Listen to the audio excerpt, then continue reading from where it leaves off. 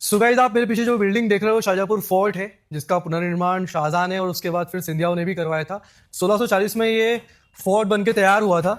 और ये देख रहे हो इतना बढ़िया इसका एंट्रेंस है। एंट्रेंस के पास में अगर हम देखते तो आज भी हमको उस समय का जो लकड़ी का दरवाज़ा है वो देखने को मिलता है। ये दरवाज़ा आज भी हमको देखने को मिलता है। और इसी के बाद हम जब एंटर अंदर जाते हैं तो हमें यहाँ पर कुछ ऐसे कमरे देखने को मिलते हैं जहाँ पर जो सैनिक हुआ करते थे या फिर छावनी के जो पहरेदार हुआ करते थे वो यहाँ पर रहा करते थे। पर अभी क्या है कि बिल्डिंग सरकारी कामों में यूज़ होने लगी थी बाद में। उसके बाद हम जब थोड़ा और आगे आते हैं तो हमको यहाँ पे सिंधियाओं के समय का जो एक जो चिन्ह होता है सूरज और सांप वो देखने को मिलता है। और इस परिसर में हम जब आगे आते हैं तो पुराने स्कूल्स हमें देखने को मिलते हैं। कमला नेहरू महाविद्यालय वीर कला शाहजहाँपुर, जो कि सिंधियाओं के समय माधवराव सिंधिया ने बनवाया था, वो बिल्डिंग हमको देखने को मिलती है। एक दरगाह भी है। पता नहीं लोगों की पता नहीं है लोगों को किस दरगाह का नाम क्या है, पर ये दरगाह भी थी। और हम जब आगे आते हैं तो मैं आपको जो सबसे इंपॉर्टेंट चीज़ बताने वाला हूँ वो ये है कि यहाँ पर कभी ताराबाई का महल भी हुआ करता था। उस महल पे कभी पुरानी कलेक्ट्रेट भी लगा करती थी। यहाँ पर कभी ताराबाई का वाड़ा हुआ करता था, पैलेस बोल सकते हैं हम उसको। और जगदीश भावसार जी की जो किताब है 1986 में पब्लिश हुई थी, उसमें उसका नाम हवा महल भी हमको देखने को मिलता है। मे भी शायद वो हवा महल कहीं और का भी हो, बट दिस इज ट्रू।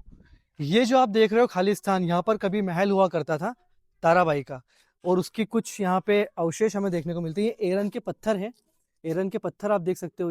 ये हो सकता है कि इंट्रेंस हो, बेस हो, जहाँ से लोग जाके अंदर जाते हो। और ये पूरा वाड़ा स्टाइल में ही था, जैसे हम टिपिकल मराठा वाड़ा देखते हैं उसी स्टाइल में ये बना हुआ था। और कभी यहाँ पर फिर सेंट्रल स्कूल भी लगा हुआ था। बट आज आप देख रहे हो यहाँ पर कुछ भी नहीं है।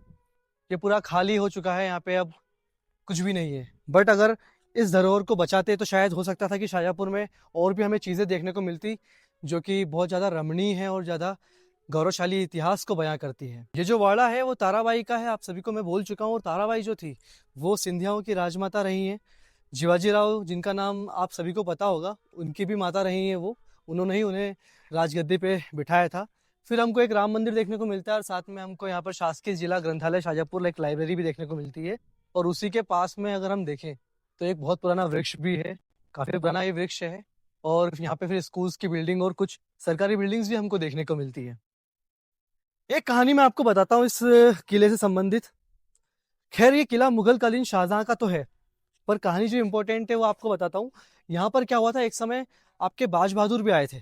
बाज बहादुर को आप सभी जानते हैं, जो कि मांडू के राजा भी रहे हैं। और सारंगपुर में उनकी दरगाह भी है, उनका समाधि भी है। और हुआ क्या था कि जब वो यहाँ पे शिकार करने के लिए आए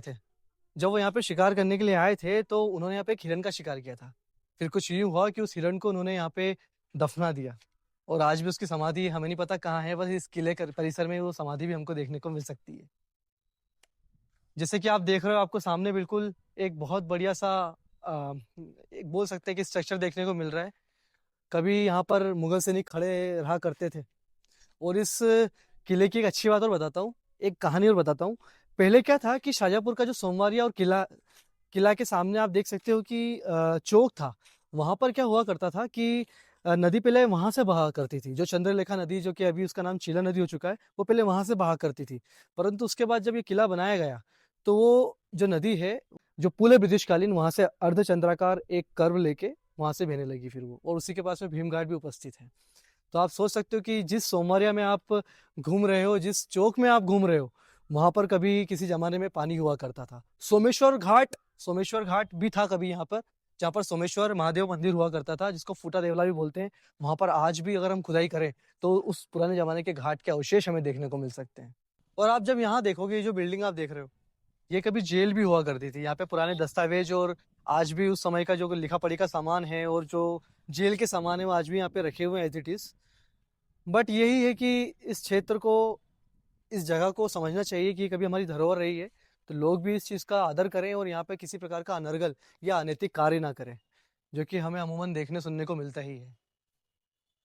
आइए आप मेरे साथ, मैं आपको जेल दिखाता हूँ। लोहे से बनी तिजोरी जैसा कुछ लग रहा है ये, जहाँ पे दस्तावेज रखा जाते होंगे। ये उस समय का ऐसा जेल रहा करता था। अब तो यहाँ पे क्या पुरानी चीज़ें हैं, दस्तावेज हैं यहाँ पे। देखिए यहाँ पे एक बोतल भी है बोल्ट की। और किसी ने यहाँ पे बियर फेंकी है, बाथरूम जैसा स्थान कर दिया। आओ मेरे साथ अंदर थोड़ा सा और दिखाते हैं।